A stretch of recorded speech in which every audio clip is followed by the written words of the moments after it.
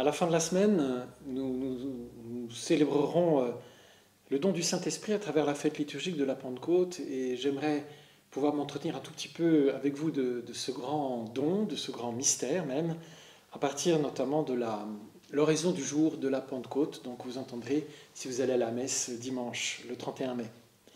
Voici ce que dit l'oraison. Aujourd'hui, Seigneur, par le mystère de la Pentecôte, tu sanctifies ton Église chez tous les peuples et dans toutes les nations. Répands les dons du Saint-Esprit sur l'immensité du monde et continue dans le cœur des croyants l'œuvre d'amour que tu as entreprise au début de la prédication évangélique. Alors aujourd'hui, Seigneur, tu sanctifies ton Église chez tous les peuples et dans toutes les nations par le mystère de la Pentecôte. Aujourd'hui, c'est la qualité propre de la liturgie. Vous pourriez penser qu'on fait mémoire dans la liturgie de la Pentecôte de cette grande effusion du Saint-Esprit qui a eu lieu 50 jours après Pâques à Jérusalem, au-dessus du Cénacle, et qui s'est propagée ensuite par la prédication apostolique. Bien sûr, nous nous souvenons qu'il y a eu une éruption puissante du Saint-Esprit sur la communauté des apôtres, sur les femmes qui étaient là aussi, et que ça a eu lieu un certain jour, le 50e jour après la Pâque, qui était le jour de la mort, de la résurrection de Jésus-Christ.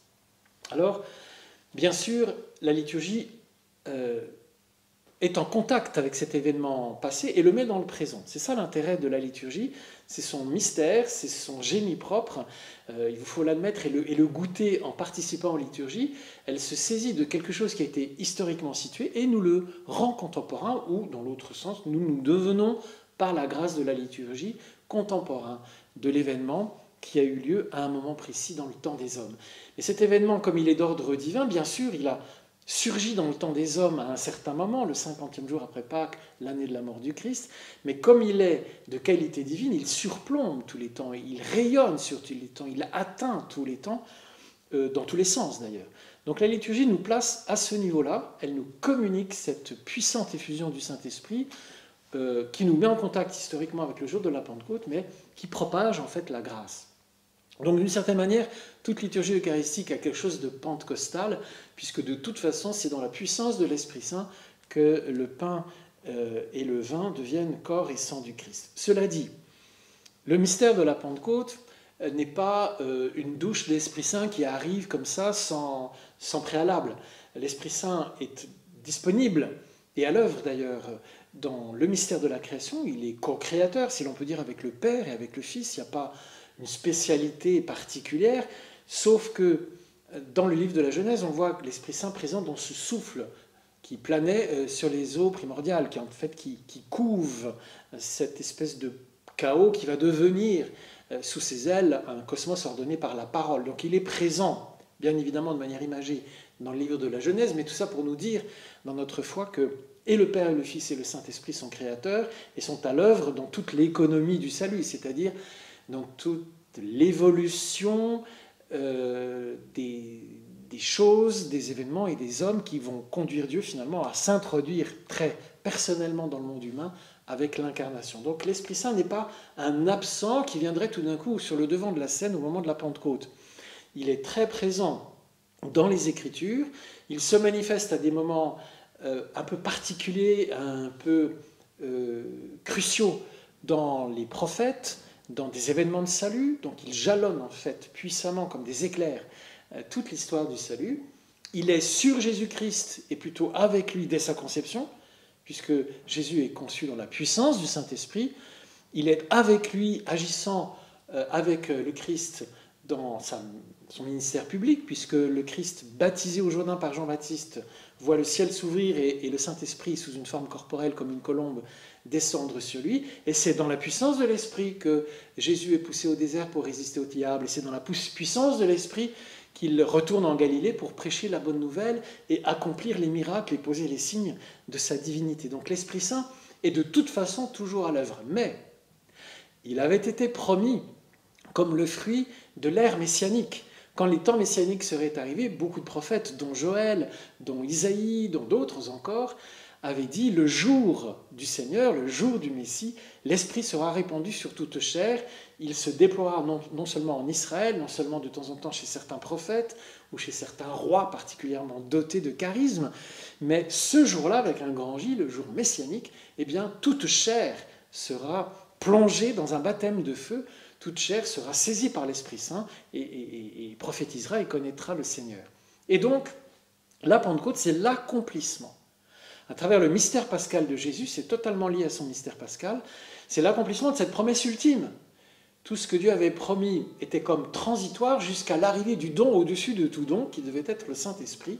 Et 50 jours après Pâques, le voilà, se rendant manifestement présent dans la communauté apostolique, les apôtres, les 120 qui les entourent et les quelques femmes avec la Vierge Marie. Et c'est le lancement, comme nous dit l'oraison, de la sanctification universelle des nations.